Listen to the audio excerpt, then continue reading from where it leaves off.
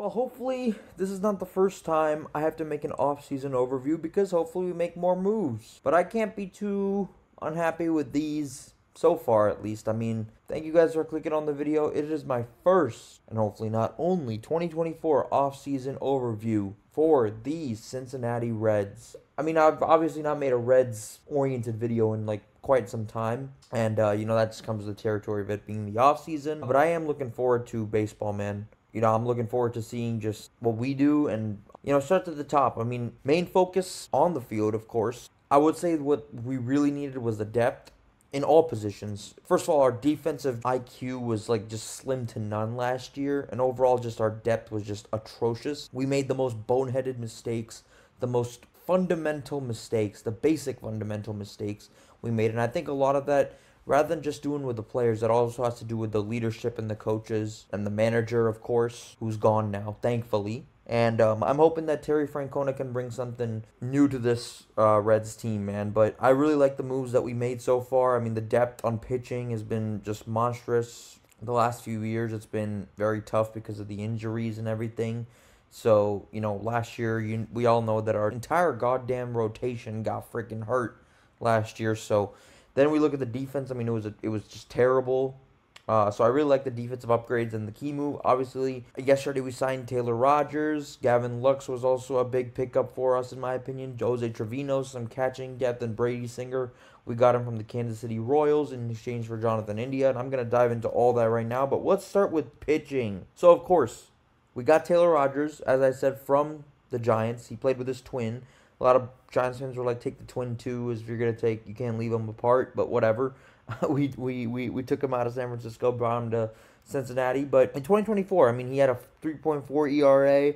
He was a pretty good lefty reliever. If you have anxiety, Reds pitching is not good for you because every single time that bullpen would come into the game, it could be Alexis Diaz, it could be anybody, honestly, like, you'd always get a heart attack. Obviously, we have another pitcher that we signed in Brady Singer. We traded for him from Kansas City, brought him over here. The good thing about him and why I think he pairs well with Taylor Rogers and the entire bullpen is he can eat up some innings. He's known for eating up some innings and saving the bullpen some time. And, of course, we got to hope that our manager doesn't freaking yank starters A, too early, B, too late, and C, just mismanaging the game as a whole, man. Terry Francona, he's no David Bell, and I don't think it will happen. But, you got to always hope for the best, but you also got to expect, like, it is in a little bit of adjustment period. I mean, we don't know. Taylor Rogers, he may not be great out of the gate. Same with Brady Singer. I mean, you only hope. And then I feel like as long as they set in and do well, I think this team will be good, especially on the pitching depth side. I think that's going to be important for us. And then you look at Nick Martinez. I mean, he was a right-handed pitcher that we retained as well for $21 million. Honestly, early on in the season, I'm pretty sure everybody had a problem with him, but the fact that he got moved to the bullpen and he started showing a little bit of promise and a lot of promise then later on.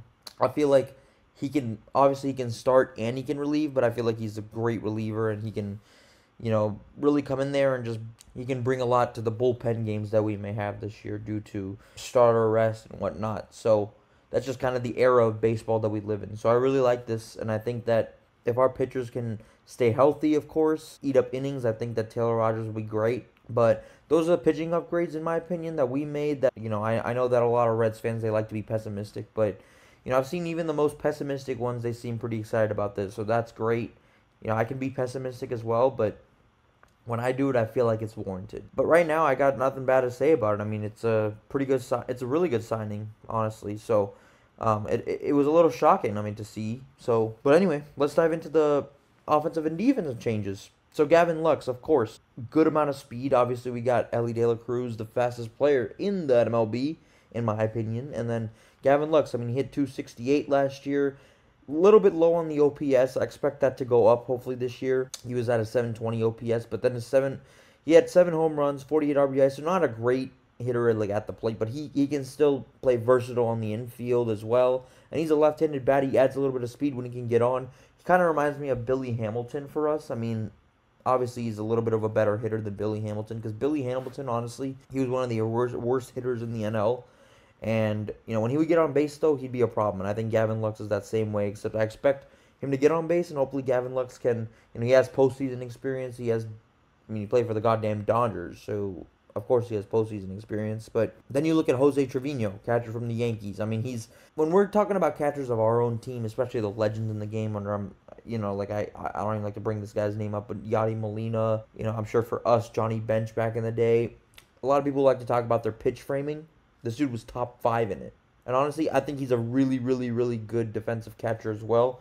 Something that we've also been searching for. I mean, I think guys like Tyler Stevenson, he was at the plate. I mean, a lot of people were debating. I mean, does he really belong behind the plate?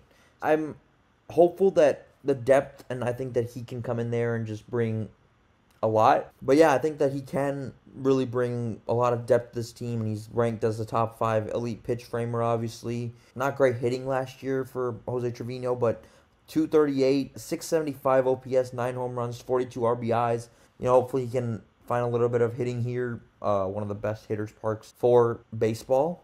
And lastly, I mean, Austin Hayes, we got him off a free agency signing. I mean, to be honest with you, I'm okay with it at the price that we're paying. I mean, we got him yesterday, or 2 days ago, I should say.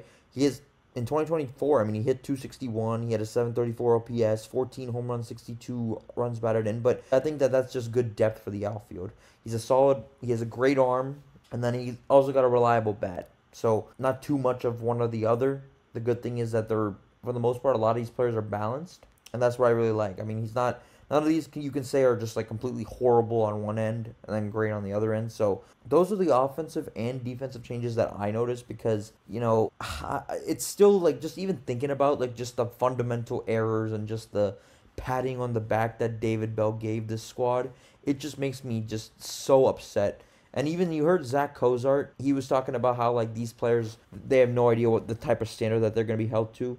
I think that just is a testament to just showing how ready that Terry Francona is to really test these guys and just show, like, yeah, we want to win now. There's no looking back. This is one of the greatest managers of our generation. He obviously managed the other team up north in Ohio, in Cleveland. He managed the Guardians. I mean, I think that all the pieces, if they can fit together, I think that they can be special if we aim for the ceiling. But, I'm still not over the top about it because I expect more. I expect there could very well be more coming. But even if there isn't, I mean, I still think that this is a good offseason, but I would love to make another one of these and just talk about, like, just before the preview, just talk about, like, spring training, because pitchers and catchers report in about a month, which is great news for baseball fans. And I think if you're going to be pessimistic, at least have a reason. Don't just say, yeah, that move sucks. I mean, you got to explain yourself a little bit, because I think these are 3 needs for the Reds, and they got it done, and hopefully they can get some more deals done and just go after another bat, another outfielder, whatever it is. I expect this team to come back, hopefully with a vengeance. I mean, last year, all the injuries really set us back, and then, unfortunately, it was probably the most frustrating season I've ever, as a Reds fan. So, thank God that leader of our team is gone. I wasn't even sure if he was going to get fired, to be honest, but it feels good that at least we get a new, fresh face. No disrespect to David Bell, but he just wasn't the guy here. But Terry Francona, he seems like he's going to be a great piece for this team. But overall, guys, as far as the offseason, I know I rambled a little bit too much about that, but I really like the additions to the rotation and the bullpen on paper. I mean, everything has to come together. I like that, especially like when you're leaning on health that we are, because the top 3 guys in our rotation got hurt. So, I also like the defensive stability, the depth overall, and I think that can really strengthen this defense. I think players, hopefully, when we get ready for San Francisco on the first game of the season, I hope players are just absolutely locked in, because we want this team in the playoffs. We want to see this team led, like I said, a balanced offense, has complete split between speed on bases. I mean, you got Ellie De La Cruz, you got Gavin Lux, you got, for contact hitters, I mean, you can say TJ Friedl, you can say Matt McLain if he's healthy. If I had to grade this offseason right now, I'd give it a B+. And because what really, really pushes it for me is that the leader on this team is just different. The fact that it's Terry Francona, I mean, I think it really, really, really, really, really, really, really adds a layer of excitement and expectations for this team. So I'm hoping that they understand that, because there's no more David Bell. There's no more patting you on the back when you lose. There's no more just same old press conferences. I'm excited to see how it all comes together, man. So anyway, that's all I got. Appreciate you guys tuning in. As always, it means a lot to me This is a pretty good offseason. A lot of work to do, and I'm going to keep saying that until the cows come home. Do we got one more in us? We'll see. But you guys have a great one. Let's go Reds. And let me know what you guys feel. How do you guys feel about the Taylor Rogers signing, the Jose Trevino signing, just anything, honestly. Anything that comes to mind, I'm here to chat. And, yeah, but this is my takeaways on the Reds offseason. Let me know what you guys think. Have a great one, and I'll see you guys next time.